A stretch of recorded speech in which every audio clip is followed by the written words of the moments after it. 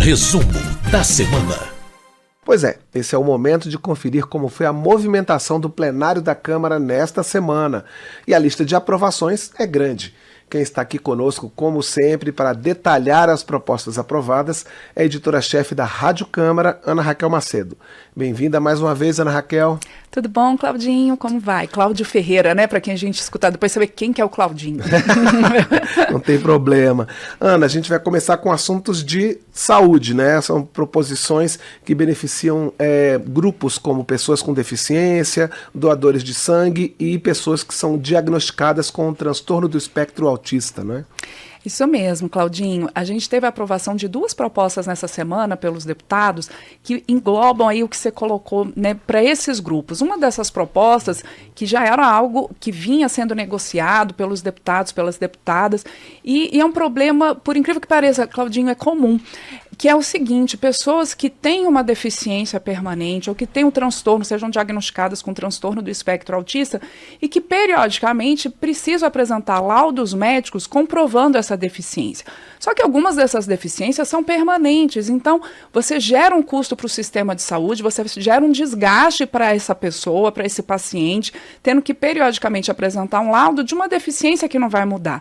A própria relatora do projeto, a deputada Amália Barros, do PL de Mato Grosso, que ela não tem um olho, ela tem uma visão monocular, por exemplo, ela deu a sua própria experiência ali no plenário quando ela tratou desse tema. Que ela falou, poxa, eu não tenho um olho, isso não vai mudar. E, periodicamente, tem que apresentar esses laudos. Então, essa proposta ela vem corrigir essa questão, e mesmo para aquelas deficiências que não sejam permanentes ou que sejam deficiências ali progressivas, para que haja a possibilidade desses laudos valerem por 5 anos. Então, um prazo maior para que esses pacientes possam ali buscar esses laudos médicos por uma série de questões, seja para efeitos de planos de saúde, para benefícios e outras questões. Então, essa proposta ela foi aprovada e agora precisa ser analisada pelos senadores. Outra proposta aprovada pelos deputados nessa semana, que também agora vai ao Senado, é um projeto que naquelas atendimentos públicos, aqueles serviços abertos como caixas, guichês, que entre as prioridades de atendimento também possam ser incluídas as pessoas que tenham diagnóstico por transtorno do espectro autista e também doadores de sangue. Isso numa forma de incentivar a doação de sangue no país. Os bancos de sangue, inclusive, tiveram uma baixa muito grande durante a pandemia de Covid-19. É preciso retomar esses estoques. E aí, essa proposta ela vem no sentido também de incentivar a doação de sangue. A gente lembra que existem outras categorias, outras pessoas que já têm prioridade por lei. Por exemplo, ali as pessoas com deficiência, os idosos, as gestantes, as pessoas com crianças de colo, as lactantes, e aí vem então acrescentando tanto as pessoas com transtorno do espectro autista, pessoas que têm mobilidade reduzida e os doadores de sangue. No caso dos doadores de sangue, eles estariam no fim ali dessa prioridade, então quer dizer, só depois de atendidas todas as outras prioridades é que eles entrariam, eles teriam que ter também um certificado dessa doação de sangue de até, no máximo, 120 dias. Ana, outro grupo de propostas aprovadas diz respeito ao estabelecimento de datas, né, dias específicos para tratar de temas específicos. Isso, e temas muito importantes, né? Foram 3 propostas aprovadas envolvendo datas. Uma delas criando o Dia Nacional em Memória das Vítimas da Covid-19, que seria então lembrado todo 12 de março. E por que essa data? É a data da primeira vítima oficial da doença no Brasil. Infelizmente, a Covid-19, desde o início ali da pandemia em 2020, vitimou quase 700 mil pessoas no Brasil, mas a data aí dessa primeira vítima oficial, então, seria o Dia Nacional em Memória das Vítimas da Covid. Durante a votação dessa proposta no plenário, alguns deputados lembraram que seria interessante também ter um memorial em homenagem a essas vítimas, e aí foi lembrado que o Senado já também discute uma proposta nesse sentido de um memorial, o que não excluiria a votação desse Dia Nacional. Outro Dia Nacional aprovado é o Dia Nacional de Combate ao Estupro, que seria lembrado todo 25 de outubro. Por que dessa data, Claudinho? Para lembrar a prisão e estupro da Madre Maurina Borges da Silveira em plena ditadura militar. A gente lembra, e isso foi lembrado também no plenário em relação a essa instituição dessa data, do Dia Nacional de Combate ao Estupro, que infelizmente ainda é um problema que atinge muitas mulheres, a violência vem crescendo, são 200 casos de estupro por dia no país, um estupro a cada 8 minutos.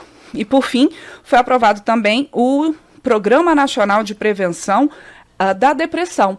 Essa proposta de um Programa Nacional de Prevenção da Depressão, ela vem para complementar uma outra lei, uma lei que já está em vigor, que é da Semana Nacional de Conscientização sobre a Depressão, que ela é lembrada todo ali no entorno do dia 10 de outubro, na semana do 10 de outubro. Então, esse Programa Nacional ele vem complementar essa semana, trazendo algumas questões, por exemplo, como combate ao preconceito contra essa doença que também atinge muitas pessoas no Brasil, muitas vezes ela é estigmatizada, ela é silenciada, as pessoas têm dificuldade a procurar ajuda, também acesso ao tratamento e facilitar o acesso ao tratamento pelo Sistema Único de Saúde.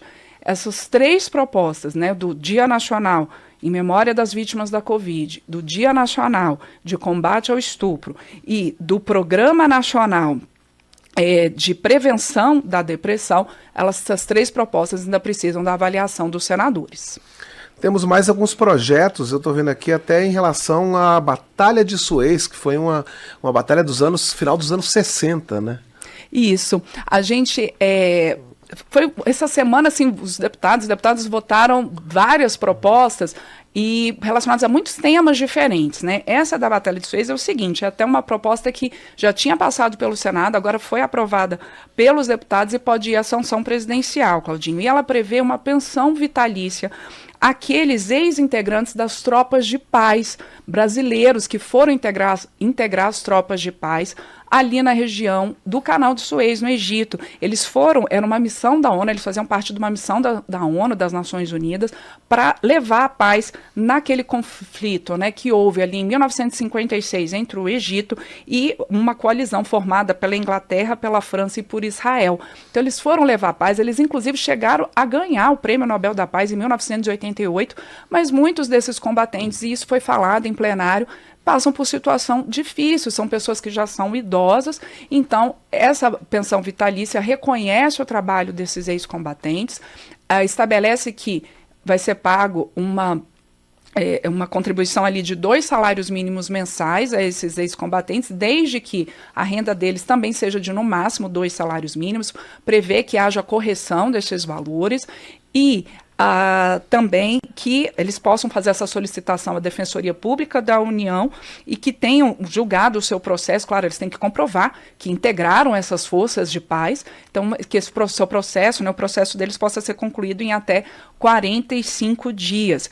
E, quer dizer, é um reconhecimento, né, Claudinho, porque eles foram integrar essas forças de paz em nome do Brasil, num esforço junto com a ONU para levar paz a essa região do Canal de Suez, mas quando eles voltaram, eles foram desligados e ficaram sem qualquer tipo ali de reconhecimento pecuniário para essa atuação deles nessas tropas de paz.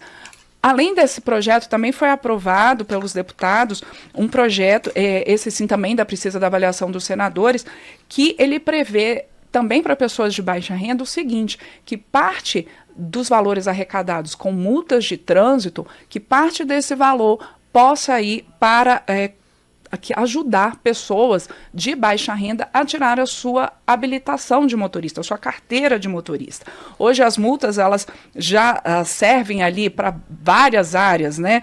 Para sinalização, policiamento, fiscalização, renovação de frota, educação no trânsito, então se incluiria essa parte também de levar a possibilidade de que pessoas de baixa renda possam tirar sua carteira de motorista. A gente sabe que esse é um processo caro e muitas pessoas, isso também foi falado em plenário, não conseguem tirar a carteira de motorista, passar por todas as etapas.